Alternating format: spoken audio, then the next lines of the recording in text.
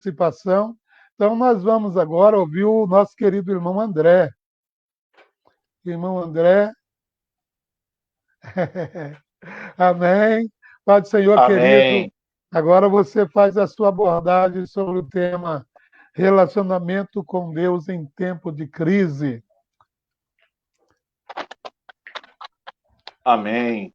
A paz do Senhor Jesus Amém. Eu para todos espero os que irmãos nossos que espectadores chegaram depois. estejam gostando, né? E se tiver alguns comentários aqui, daqui a pouco a gente tece comentário aqui para vocês. Qual é o parecer dos nossos internautas? Vai lá, irmão André, contigo. Muito bem, eu quero agradecer a Deus pela vida de cada um dos meus amados irmãos que estão aqui comigo e também agradecer a Deus por você que está nos assistindo, de alguma forma está conectado com Deus, conectado conosco, com o intuito de aprender a palavra de Deus, de ser abençoado por Deus. Esse, como disse a diaconisa Ana Paula, é um tema do momento. De alguma forma, todos nós passamos por alguma crise, seja ela por limitação de espaço, até mesmo por algum sentimento que esteja assolando o teu interior. Esse versículo, especificamente, ele explicita, no meu modo de entender, algumas coisas que trazem à luz da palavra de Deus um direcionamento. Eu enxergo nesse versículo, João 14, versículo 21, que Jesus ele mostra de uma maneira clara para nós o caminho do seu amor.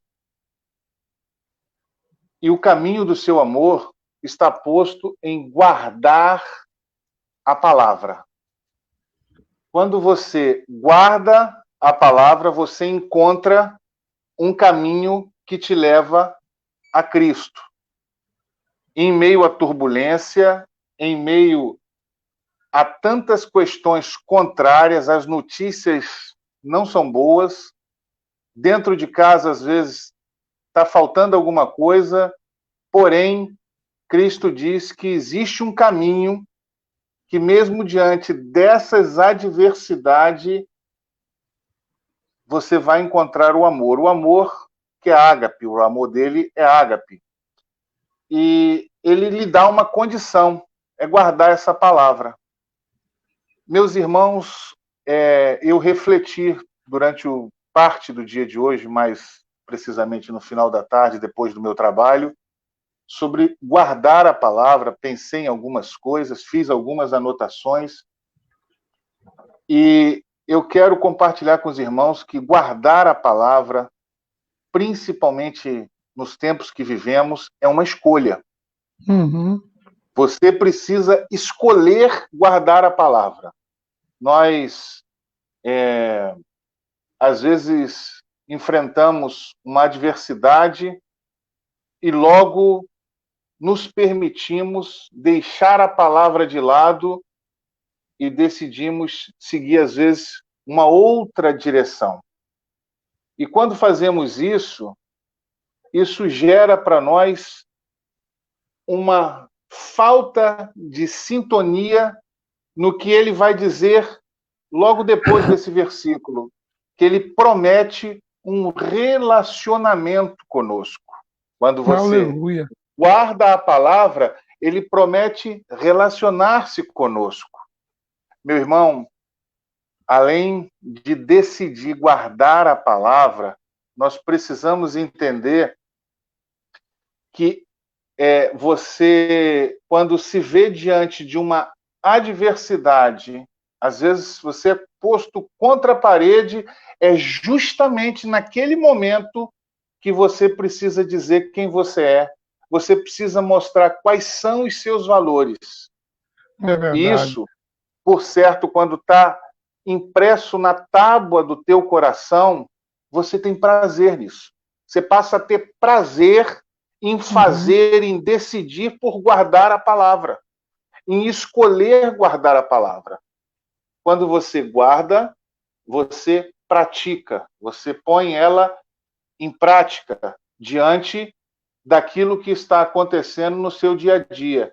E Satanás faz de tudo para tirar esse foco do nosso coração. E eu vou lhe dizer, quando a gente esmurece, quando a gente escolhe o outro caminho, a gente passa por uma crise que só vai aumentar a nossa dificuldade. A gente começa a ter uma série de sentimentos que vai nos deixar ainda pior. Por isso, essa escolha que nos faz decidir por guardar a palavra, ela precisa ser posta em prática. É o que melhor temos a fazer. Hoje, pensando nesse tema, lendo sobre isso, eu pude perceber que os dias atuais, as pessoas estão muito preocupadas com a reputação, né? Quando às vezes até você, agora estamos comprando online, fazendo tudo online, você às vezes precisa ver qual é a reputação daquele vendedor, enfim. E às vezes algumas pessoas pensam que a reputação não tem muito a ver com caráter. Se a reputação do sujeito ela está sendo fruto do caráter de um cristão que guarda a palavra, você está nesse caminho que Cristo explicita nesse versículo. Muito embora, às vezes, não conseguimos alinhar as duas coisas. Aí mora um grande perigo. Nós queremos que a nossa reputação seja muito boa. Nós queremos, às vezes, ser amigo de todos. Eu quero te dizer que não dá para ser amigo de todos. Mesmo que você queira, você não vai conseguir ser amigo de todos no seu trabalho, no seu dia a dia. É bom que você tenha paz com todos. Mas ser amigo não vai dar. Porque a sua escolha, às vezes, vai divergir com a escolha. No momento que estamos, eu posso até te dizer que é da maioria. E nos preocupamos por demais com a reputação. A reputação você pode conseguir ela, às vezes, por causa de um bom feito. A reputação, às vezes, você conquista ela por conta de uma boa ação. Eu li uma frase interessante que quando você chega numa cidade que você não conhece, a reputação faz com que a maneira que as pessoas te veem. Então, depende da forma que você chega, da roupa que você veste, do carro que você porta, a maneira que você foi conduzido até aquele lugar, o local que você vai ficar hospedado. Tudo isso vai contribuir para as pessoas rotularem você. Mas quando você sai daquela cidade, o teu caráter é o que leva com você. O caráter é aquilo quando você está dentro do seu quarto, com a porta fechada, sem ninguém por perto. O que tem permeado o seu pensamento? Os seus planos são pautados em cima de quê? Deus está diretamente ligado. Você está no caminho que conduz o amor. E ele promete, além do amor, o relacionamento com você. Se você ler a história completa, você vai perceber que depois da pergunta de Judas, não o Iscariotes, como está no texto, ele ainda promete mais. Ele promete morar em nós. É verdade. Mas isso precisa acontecer diariamente. Como nós escolhemos o nosso dia? Você levanta, às vezes, durante o dia e já pensa no trabalho, já pensa no que precisa comprar, já somos tomados pela ansiedade do dia a dia. E, às vezes, nos esquecemos que para a palavra estar guardada aqui, a gente precisa fazer com que ela entre aqui. Ela precisa estar sendo manuseada. Ela precisa Primeiro ela estar entra sendo aqui, depois desce lida. aqui. Exatamente. O nosso dia a dia é que você vai construindo e formando o teu caráter de cristão. E a tua reputação passa a ser fruto disso, das suas escolhas, daquilo que as pessoas veem. Isso é, a maneira que você se vestia antes, você não se veste mais dessa mesma maneira. Aquilo que você contava de mentira, você não conta mais. As suas escolhas são fruto daquilo que você pratica diariamente, porque você está no caminho do amor, daquele que te prometeu amor, te promete relacionamento e ele te promete morar através do seu Espírito em nós. Imagine e pense comigo quando você está diante de uma adversidade onde você precisa decidir o que fazer. Como é feito a sua escolha?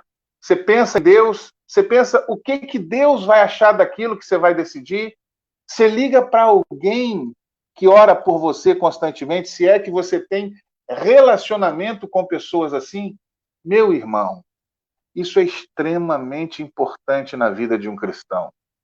O relacionamento com Deus consiste naquilo que está à sua volta, nas suas escolhas, nas suas decisões. Glória encher o teu coração com a palavra de Deus. Quando a gente se relaciona com Deus, se o diácono Bruno puder colocar, a irmã, a diaconisa Paulinha leu Êxodo 14. Eu queria ler 4 versículos interessantes sobre relacionamento, só que eu queria ler o 1, 2, 3 e o 4. Se ele puder pôr, porque a minha versão é um pouquinho diferente. Isto que acontece com Moisés aqui no texto é fruto do relacionamento com Deus. É isso aí. Ele disse assim, ó, disse o Senhor a Moisés, versículo 2. Fala aos filhos de Israel que se voltem e se acampe diante de Pi-Hairote, entre Migdol e o mar, diante de Baal-Zefon. Em frente dele assentareis o acampamento junto ao mar. Versículo 3. Até o versículo 2, Deus está falando com Moisés sobre o que fazer. Agora, no versículo 3 e 4, Deus começa a falar com Moisés sobre o que vai acontecer. Olha a revelação. Então, Faraó, Deus está dizendo o que vai acontecer. Dirá aos filhos de Israel. Está dizendo o que Faraó vai dizer para os filhos de Israel. Eles estão embaraçados na terra, o deserto os encerrou. Versículo 3. Olha o nível da revelação que Deus está dando a Moisés. Eu endurecerei o coração de Faraó e ele os perseguirá. Glorificar-me-ei em Faraó e em todo o seu exército, e saberão os egípcios que eu sou o Senhor. E eles fizeram assim. Isso, Glória, meu irmão, é fruto de um relacionamento construído diariamente. Não se tem esse nível de... Pois é! E Deus revela para ele, para que ele possa ter vitória sobre aquela dificuldade. Isso é uma decisão. Quando você escolhe, mesmo diante da crise, andar no caminho daquele que é amor, e ele promete para você, diante desse amor, quando você guarda a palavra, nós temos tantos exemplos na Bíblia de pessoas, o jovem rico, ele tinha a palavra, conhecia a palavra, mas ele não escolheu praticar a palavra. Então, percebe-se que conhecer a palavra não é o suficiente, você precisa colocar ela em prática. Quando você vai para a mulher do fluxo de sangue, e ela entra, do fluxo de sangue, não, perdão, da pecadora que ungiu os pés de Jesus, ela entra numa reunião que não foi convidada, Marcos diz que ela quebra o vaso de alabastro. Ela não poderia derramar o óleo, o unguento sobre Jesus? Poderia derramar, mas ela resolve quebrar o vaso, ela fez barulho, ela chamou atenção, ela não se preocupou com a sua reputação de estar bem arrumadinho, qual era o sapato que ia, ela se preocupou com aquele que é amor, com aquele que remiu. Amém, meu irmão? Eu acho que eu estou na minha hora, mas falar desse Deus maravilhoso, a gente acaba se empolgando, porque gostamos muito de falar dele e de viver para ele. A nossa Maravilha. vida é assim. Amém. Amém. Parabéns, Deus abençoe. Nosso irmão Amém. André. É muito interessante a abordagem do nosso querido irmão André, que, na verdade, eu percebi isso, querido, que o caráter de uma pessoa ele deve ser pautado na palavra, no mandamento, não é?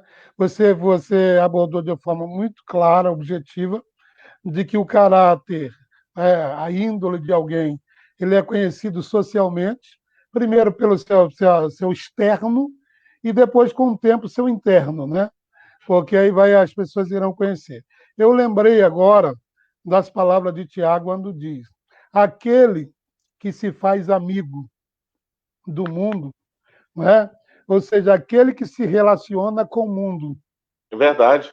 ele perde o relacionamento com Deus. É isso aí. Não é isso? Não é Exatamente isso, isso. irmã Paulinha? Não é verdade? Então, quer dizer, se alguém se relacionar com o mundo, automaticamente compromete o relacionamento com Deus. Torna-se